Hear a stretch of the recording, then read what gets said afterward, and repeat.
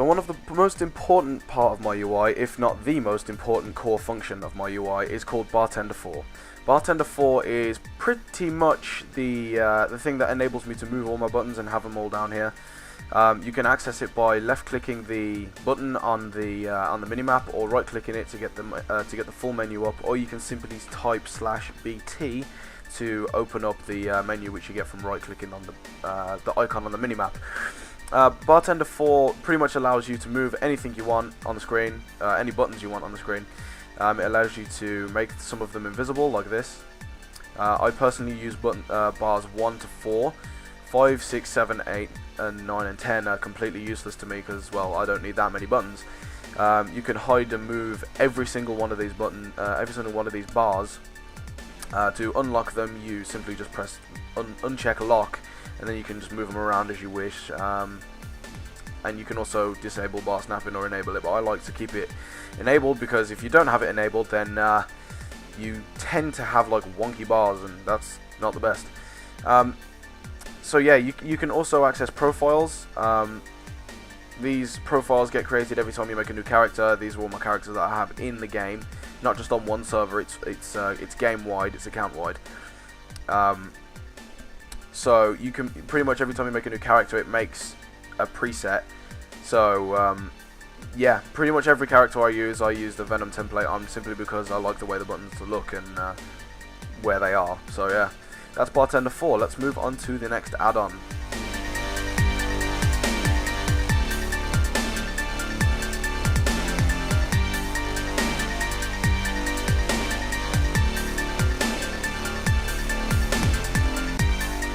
For the next add-on we are going to use, this is called KG panels, and to get into KG panels all you have to do is type /KG panels space config. This will bring up a menu, and you can create different layouts, different backgrounds, and different borders. You can edit anything you want. Well, not anything, you can edit anything about the bars that you want. Let me just quickly show you what I have. So let's get rid of that, get rid of that, get rid of that, and get rid of that. So this is my KG panels. My KG panels just consist of literally just a black box. Very, very simple, very, very simplistic. It looks brilliant with all the buttons in it. I mean, if you can see it now, if you haven't noticed it before, that's what's behind the buttons at the bottom of the screen. It's a little black box, and that pretty much just keeps all my buttons nice and contained in a little box at the bottom of the screen. And if any of you guys want me to go into more further detail about how to create KG panels bars and stuff like that, I'll make a separate video on how to do that. If you guys want me to do that, just leave me a comment and I'll do that as soon as I can. But that's basically KG panels. It's literally just an artwork mod. But it's not exactly lightweight. If you've got a lot of the bars, it's not a lightweight add-on at all. It's see if it's in one of the top ones. No, it's not actually, but it's not a lightweight add-on by any stretch of the imagination. It's not in the top 3 heaviest add-ons that I use, but it's not by any stretch of the imagination lightweight if you use a lot of it. So yeah, let's move on to the next add-on.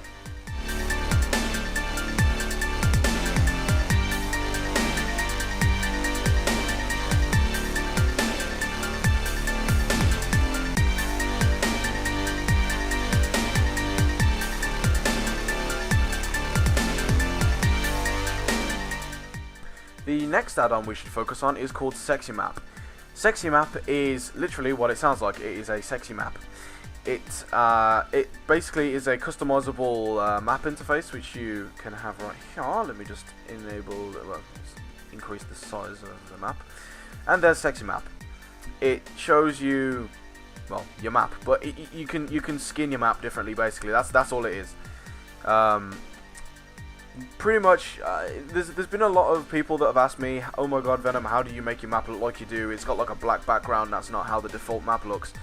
I'm going to show you how, right now. This is how you do it. You press clear and start over, so you get like a circle with nothing on the edge. And you go to faded square, which is there. You enable backgrounds /edge. You make sure the opacity is at 1. You make sure the background color is set to black, because sometimes, like you'll see now, this outside border here is white and that's set to full black, as you can see. But if you actually just change it a little bit, it goes full black. It doesn't make sense. It's just that I think it's just a bug with the add-on, but it's not a massive problem. You just have to kind of just go like that. It's you know, nothing big, but yeah, make sure that that's black, and then literally that is it.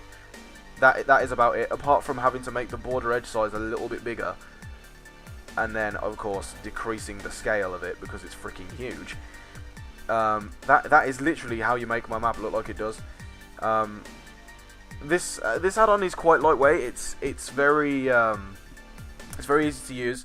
It comes with presets. There's websites where you can download funky presets for it, and it looks really ridiculous. And there's like spinning things on it and all sorts of bullshit. But I just prefer to have the, you know, sleek look, just black. It goes with the rest of my UI. It goes with my unit frames. It goes with my, you know, chat box. It goes with everything. It looks nice in my opinion. What else is there that I can mention about this? Oh yes, when you hover over Sexy Map, you can have some of the things displayed and some of the things not displayed. So say for instance you wanted your calendar, I don't know why you would, but you wanted your calendar and your clock always shown. There you go, you got your calendar and your clock always shown. And if you want them never shown, you can hover over it and it still doesn't show. And if you only ever want it to be there when you hover over it, it's there when you hover. Oh shit! What the hell? Bug with the add-on much. Wow. When I come to record something, it just enjoys bugging out, doesn't it? Yeah. So there you go. There's the calendar and the clock. So you can do that with all the buttons that you can get on a map. So that's kind of cool. And you can lock the button drag in, you can drag the buttons around the outside of the map and stuff, and it snaps to the shape of the map as well. So if you have like a heart-shaped map, it snaps to the heart shape. It looks pretty cool. It's pretty simplistic to use, quite lightweight. Yeah, that's Sexy Map. Let's move on to the next add-on.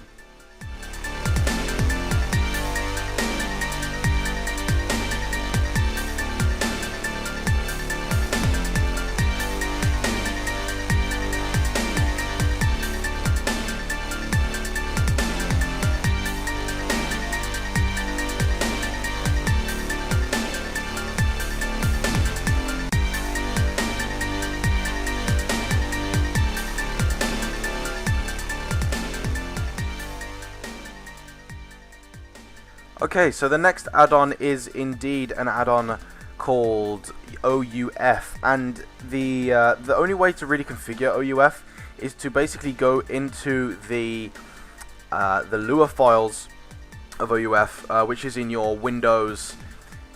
It's in your C drive, it's then in your WoW folder, then your interface, then you have to find OUF, then you have to open it, and then you have to mess around with all that stuff. But this is the really easy way to configure OUF.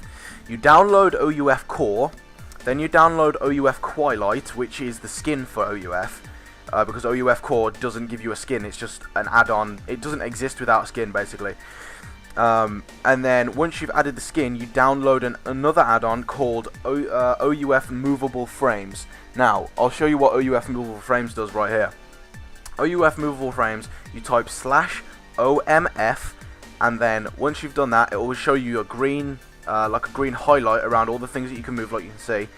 And you can move these around, you can scale them bigger or smaller, and that basically stops you from having to go into the Lua files and changing it number by number, which is a lot harder and takes a long time. Originally, before I found this add-on, I had to use the Lua way of doing it, and it took me about 45 minutes. Doing this took me about 2 minutes. And yes, indeed, I do hate myself for doing it, but you know, it's this is much easier, and yeah. The way you download this is going to WoW interface. You can't find OUF on curse.com or curse client. They just don't exist on there, so you have to get it from WoW interface. The download links are always in the description, as for every other add-on as well. They'll be in the description. But let's move on to the next add-on. We don't really have a lot of time left in this video, so let's move on.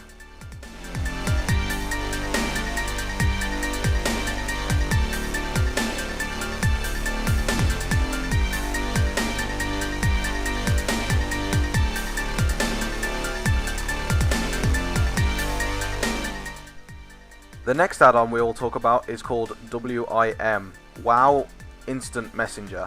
And pretty much what this does is it enables you to use like an MSN style chat feature in World of Warcraft. I'll just demonstrate this really quickly. Send a message to a friend called Sam. Hey buddy, this is to demonstrate, probably spelled that wrong but I don't care, an add-on in WoW for a video. Say hey. That's just to that's the guy who I play Lord of the Rings with, by the way. If you guys haven't seen the Lord of the Rings playthrough, that's the guy who I play Lord of the Rings with. But yeah, this is what it does. It basically lists all of your it lists your chat, and it lists, you know, obviously the name of the person who's sending the message, my name, the time it was sent, the actual message itself, of course. But other things it does is you can add friends by doing this. You can, like, say for instance, if I was to go into Orgrimmar, just select a random person and decide to send them a whisper. So say for instance this guy, Rohan, don't even know who you are, but if you're watching this, hello. So you can ignore, from here you can ignore, add friend, invite to party, and you could, if you right click on this little thing here, you can go to their Armory page, their Beember page, their Warcrafter page. All of these different URLs will open in your default internet browser, which is freaking awesome. It does it straight away with no real bother. I mean, I'm not going to do it now because it won't fraps it. It only fraps is one thing at a time, but it does that.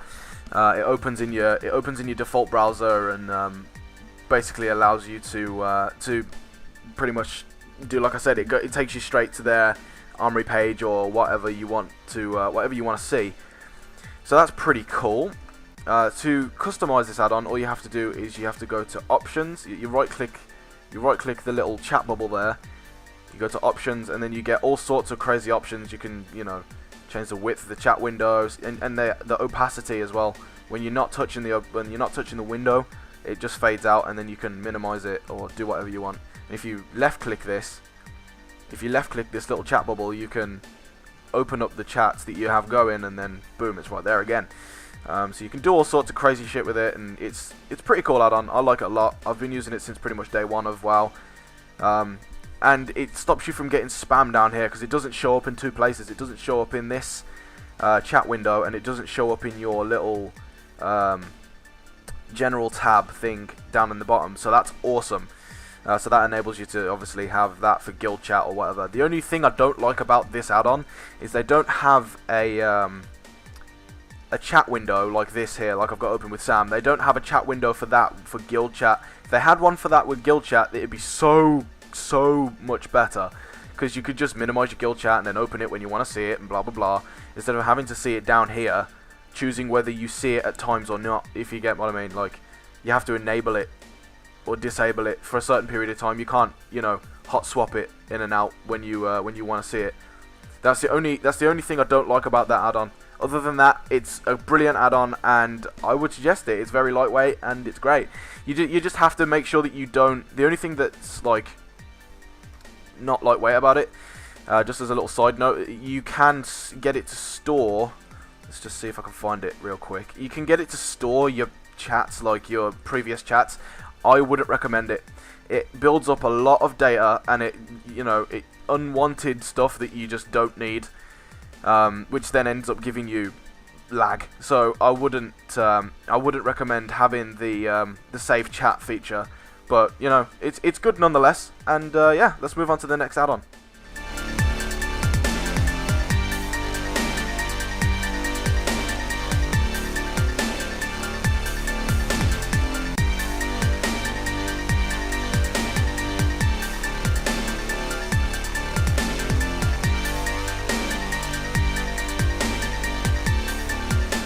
The next add-on we're going to discuss is called Tidy Plates. Tidy Plates is a, well, it's pretty much what it sounds like. It's just a target frame add-on. Up here above the character, as you can see, there is a customized like target plate thing. It shows your, you know, combo points, your debuffs, such and such. To modify it, you have to go to interface, and then you can, let's put it in the center of the screen here. You can change the theme of it. So that's already on graphite. You can change it to neon. Hold on, no, that's bad. That's bad. It's alright. The customization of this always gets me. There we go. Okay, right. That's one theme. That's another theme, which I don't like. And then that's another theme. But I choose neon because, well, it's small and it looks nice. I mean, look, when I put a combo point up on an enemy, you can see clearly how many combo points you have, what debuffs you have, how long left of the debuffs is there, and the debuffs, the way the debuffs are shown is perfect. It's shown in priority order. You can set it up so that your most prioritized debuff is at the start, and then it works its way down. And that's what I've done. So I would highly recommend this add-on to anyone who wants to swap out from the original Blizzard one, because it looks like shit. But this one does look awesome, and the fact that you can download other templates to make it look funky is pretty good as well. So yeah, that's Tidy Plates, and obviously the download link will be in the description as always. I have insane lag for some strange reason, but let's move on to the next add-on.